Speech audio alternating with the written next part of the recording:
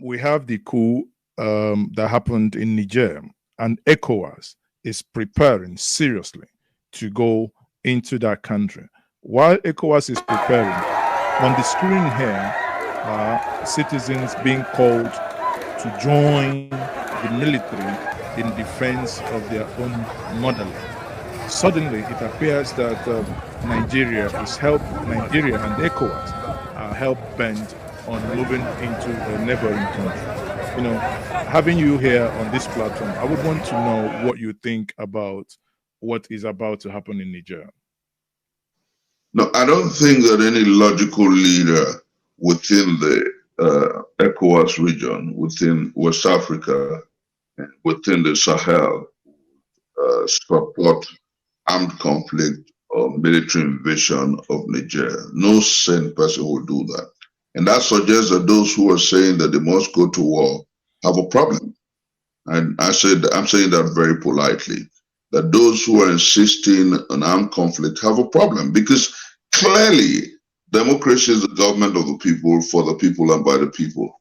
If the people of Niger are excited about the removal of Bazoum, who are you in Nigeria, where you did not win a popular election, where you have a legitimacy crisis, to insist on democracy in Niger?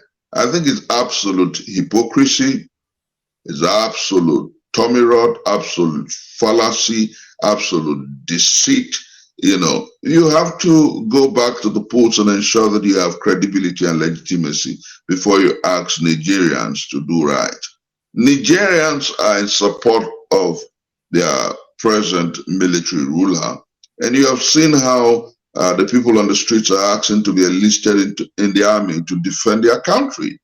And then across the West African sub-region, and I say with every sense of responsibility, that the countries that are saying that, oh, they have to go to Niger and ensure that they restore Niger to democracy are predominantly those whose elections, you know what happened in Senegal, you know what happened in Côte d'Ivoire, you know what is happening in Sierra Leone, and you know the electoral malfeasance and larceny that took place in Nigeria. So these are people who are desirous to dance to the song of the West. It's about the puppet and the puppeteer.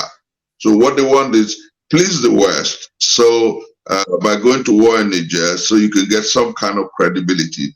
But true credibility lies in the acceptance and acceptability of whoever the watchman is. Tinubu is someone who the majority of Nigerians are hesitant in calling Mr. President. It's difficult for a lot of people to call him Mr. President. For me, I see him as an impostor in Aso Rock, and that's the way it is with so many people. So you cannot truly say that you don't have the moral nexus and the moral latitude to insist on democracy in Niger. That's point number one. Point number two, our brothers and sisters from the north have said no to war in Niger, and if you decide to overrule them, that makes you unpopular. Point number three, and finally, I think that we must first of all defeat insurgency, the Boko Haram and the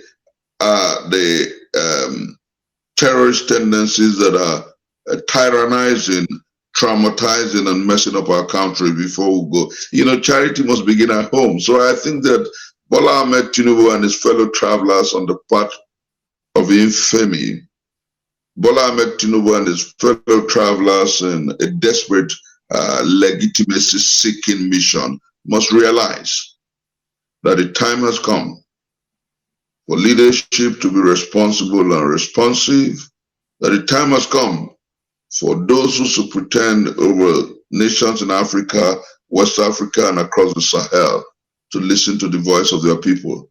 Coups will not cease until leaders become responsible and responsive to the people. Thank you very much, Prof. That's a very fine place to anchor this.